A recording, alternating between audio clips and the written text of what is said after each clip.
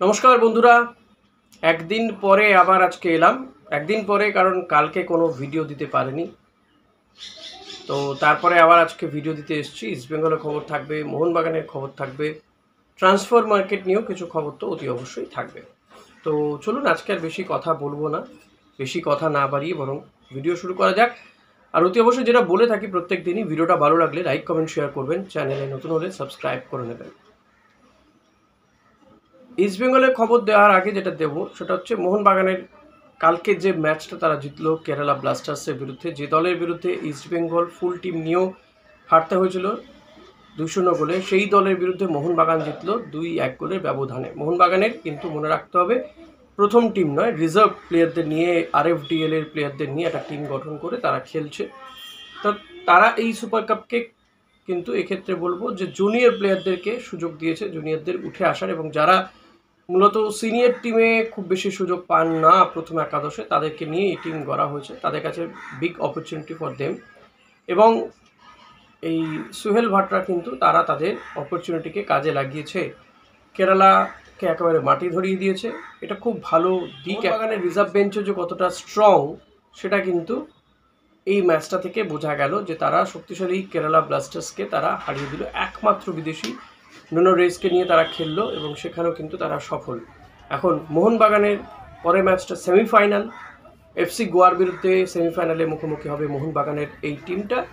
বাস্তব রায় তিনি এই টিমটার কোচ, তো একেবারে বাস্তবের মাটিতে দাঁড়িয়ে কিন্তু এই টিম খুবই ভালো একটা দিক বলা যেতে পারে। মোহনবাগানের একটা ভালো মুভমেন্ট এক্ষেত্রে, যে তাদের সিনিয়র টিমের প্লেয়ারদেরকে যেমন বিশ্রাম দেওয়া হলো, পাশাপাশি এই প্লেয়ারগুলো একটা অপরচুনিটি পেলো, একটা টুর্নামেন্ট খেলার সুযোগ পেলো, এবং ফুল টাইম খেলারও কেউ কেউ সুযোগ পাচ্ছে।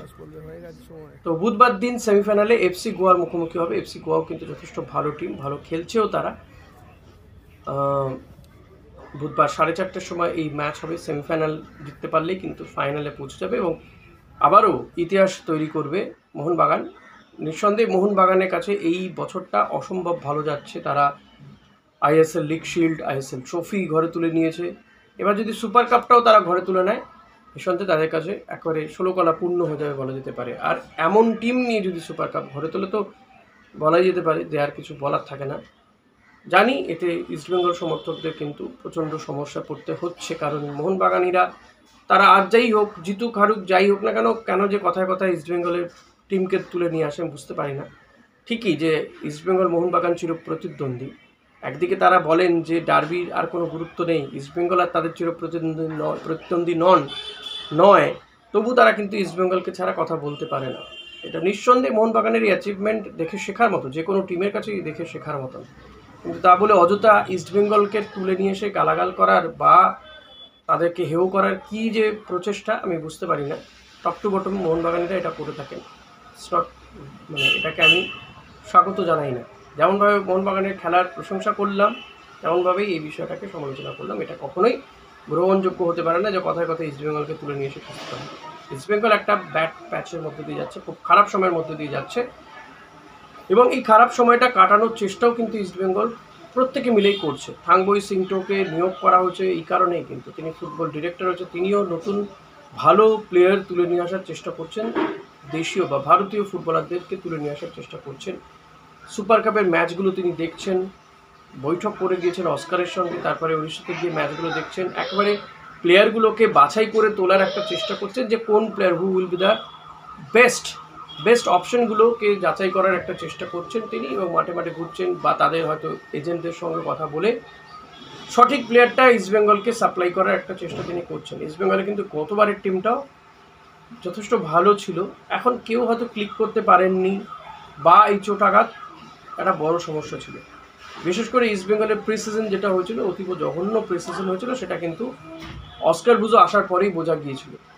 এই প্রি সিজনের ফলে যে প্রথম 6-7টা ম্যাচে হার, আর সেটাই কিন্তু ইস্টবেঙ্গলকে ভুগিয়েছে। নাহলে কিন্তু ইস্টবেঙ্গল খুব যে খারাপ খেলছিল অস্কারের তত্ত্বাবধানে এমনটা নয়। তবে যখনই পিকে উঠতে যাচ্ছিল তখনই মাদি তালাল সহ একের পর এক ফুটবলারের চোটাঘাত।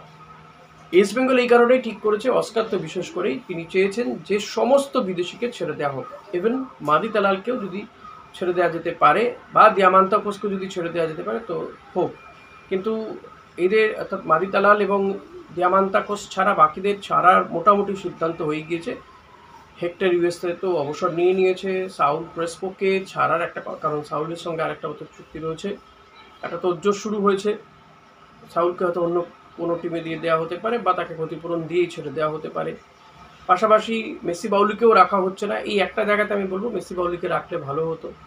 রিচার্ড সেলিসকে থ্যাংক ইউ বলে দেওয়া হয়েছে মোটামুটি। হিজাদি মাহেরকেও রাখা হচ্ছে না। এখন মাদি তালালকে আর দিয়ামান্তাকোসকে হয়তো রেখে দিতে হবে ইস্টবেঙ্গলকে। মাদি তালালকে হয়তো রেজিস্টার করে রেখে দিতে হবে। তাই ইস্টবেঙ্গল মাদি তালালের একটা সাবস্টিটিউট খুঁজছে, বা মাদি তালালের পরিবর্তে তো ইস্টবেঙ্গলের মাঝমাঠে কেউ খেলবে, একজন কি দুজন বিদেশি ইস্টবেঙ্গলের দরকার। এক্ষেত্রে বলবো দেশীয় প্লেয়ারও ইস্টবেঙ্গল কিন্তু খুঁজছে। জিকসনকেও হয়তো ছেড়ে দেওয়া হতে পারে, চুংনুঙ্গাকেও হয়তো ছেড়ে দেওয়া হতে পারে। অর্থাৎ ইস্টবেঙ্গল তারা কিন্তু অ্যাজ পার কোচই যাচ্ছে এবং সেই অনুযায়ী টিম সাজানোর চেষ্টা করছে। এখন কোচ পুরো টিমটা বদল চাইছে, হয়তো সেটা সম্ভব হবে না। তবে 6 জন বিদেশির মধ্যে 5 জন বিদেশিকেই হয়তো ছেড়ে দেওয়া হচ্ছে বা হবে। সেক্ষেত্রে নতুন বিদেশিদের খোঁজখবর চলছে, কথাবার্তা চলছে,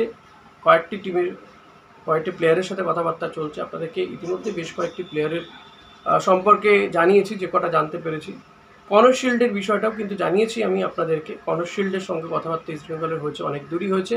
কনর শিল্ড তিনি কিন্তু চেন্নাইয়ের সঙ্গে চুক্তি এখনও পর্যন্ত এক্সটেন্ড করেননি।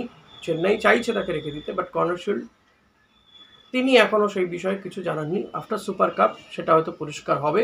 কনর শিল্ডও চাইছেন তার টাকা পয়সা কিছু বাড়াতে। ইস্টবেঙ্গলের সঙ্গে তিনি সংযোগে আছেন। এখন দেখা যাক ইস্টবেঙ্গল যদি কনর শিল্ডকে তুলে নিতে পারে, তাহলে কিন্তু কনর শিল্ডের মতন এমন একটা প্লেয়ার যিনি মাঝমাঠটাকে কর্তৃত্ব করতে পারেন, তিনি গোলও করতে পারেন, ভালো অ্যাসিস্ট করেন। তো এমন একটা প্লেয়ারকে যদি ইস্টবেঙ্গল নিতে পারে তো এটা নিঃসন্দেহে ভালো। এবং কনর শিল্ডের সঙ্গে ডিল ডান হয়তো হয়নি বা সেটা বলার সময় এখনও আসেনি, কিন্তু কথাবার্তা বেশ ভালো জায়গাতে রয়েছে। কনর শিল্ড কী সিদ্ধান্ত নেন সেটা অতি অবশ্যই সেদিকে আমাদের নজর তো রাখতেই হবে। এর পাশাপাশি রবসন, রবিনো কিংবা মিগুয়েল এদের সঙ্গে তো কথাবার্তা চলছে, বলেওছি। মরক্কোর একজন ডিফেন্ডারের সঙ্গে কথাবার্তা চলছে ইস্টবেঙ্গলের। দেশীয় ভালো প্লেয়ার ইন্ডিয়ান টিমের সাইড ব্যাক বা উইংয়ের প্লেয়ারদের সঙ্গেও ইস্টবেঙ্গলের কথাবার্তা চলছে। তাদের দিকেও কিন্তু ইস্টবেঙ্গলের নজর রয়েছে। মোহনবাগান ডিফেন্সের যেমন চেঞ্জ করতে চাইছে, ইস্টবেঙ্গলেও কিন্তু ডিফেন্সে একটা বড় বদল আনা হবে, আর বিদেশি প্লেয়ারও আনা হবে। সেটা নিয়েও কিন্তু একাধিক প্লেয়ারের সঙ্গে কথাবার্তা চলছে। মোহনবাগান যেমন টম অলড্রেডকে ছেড়ে দিচ্ছে। এখন জানি না টম অলড্রেডের দিকে ইস্টবেঙ্গল তাকে নেওয়ার ব্যাপারে কোনো আগ্রহ প্রকাশ করেছে কিনা, তবে টমের সঙ্গে অনেকগুলো টিমই কিন্তু টমের জন্য ইন্টারেস্ট শো করেছে। লেটস সি কী হয় সেদিকে। সুপার কাপটা শেষ হলে কিন্তু আরও বেশি আপডেট পাওয়া যাবে, যে কোন প্লেয়ার কোন দলে যাচ্ছে, এটা কিন্তু অনেক বেশি করে নিশ্চয়তা পাওয়া যাবে। কারণ সুপার কাপের জন্য কেউ হয়তো কিছু বলছেন না। তো আফটার দিস টুর্নামেন্ট ছবিটা ক্রমাগত পরিষ্কার হতে থাকবে, এটুকু বলা যেতে পারে। তাই আপনাদের বলবো যে নেক্সট উইক থেকে কিন্তু ছবিগুলো আরও ক্লিয়ার হতে শুরু করবে। হ্যাঁ, এটা ঠিক যে সামার ট্রান্সফার উইন্ডো এখনও ওপেন হয়নি, তার আগেই কিন্তু প্লেয়ারদের সঙ্গে কথাবার্তা বলাটা কিন্তু চূড়ান্ত হয়ে যায়। তো তার জন্য কবে সামার ট্রান্সফার উইন্ডো ওপেন হবে তার জন্য কিন্তু কেউ বসে থাকে না। তো এই ক্ষেত্রে বলতে পারি যে প্লেয়ারদের সঙ্গে কথাবার্তা হচ্ছে এবং ইস্টবেঙ্গল কিন্তু এবার একটা ধামাকা দেবে। গত বছরও কিন্তু তাদের বেশ কিছু ভালো প্লেয়ার তারা নিয়েছিল, এনিহাও সেটা ক্লিক করেনি। এবছর কিন্তু ইস্টবেঙ্গল যেন তেন প্রকারণে তারা কিন্তু চাইছেন ভালো প্লেয়ার নিয়ে এসে ভালো টিম তৈরি করুক এবং ভালোভাবে খেলুক। সেটার জন্য যা যা করতে হয় অস্কারের প্ল্যান অনুযায়ী সেটা কিন্তু কাজ চলছে। আপনারা জানেন ইতিমধ্যে যে মুখ্যমন্ত্রী মমতা বন্দ্যোপাধ্যায় তিনিও কিন্তু ইস্টবেঙ্গল কর্তা দেবব্রত সরকারকে বলেছেন, কেন ভালো টিম তৈরি করছো না, কেন ট্রফি জিততে পারছে না ইস্টবেঙ্গল। তো তার আগে থেকেই যদিও বা কাজবাজ শুরু হয়েছে, কিন্তু তিনিও কোথাও গিয়ে এই বিষয়টা একেবারে প্রকাশ্যে বলাতে ইস্টবেঙ্গল কর্তারাও যথেষ্ট চাপে পড়েছেন। ইস্টবেঙ্গল কর্তা, ইমামি কর্তারা তারা নিজেদের মধ্যে বৈঠক করেছেন। এর পরে এখন দেখা যাক, আমাদেরকে কিন্তু আশাবাদী থাকতেই হবে। আশা ছাড়া তো কিছু করার নেই, আশায় পাচ্ছে চাষা। লেটস সি কী হয়। তো আশা করি ভিডিওটা আপনাদের ভালো লাগলো। ভিডিওটা ভালো লাগলে লাইক, কমেন্ট, শেয়ার করতে ভুলবেন না। চ্যানেলে নতুন হলে সাবস্ক্রাইব করে নেবেন। Thank you.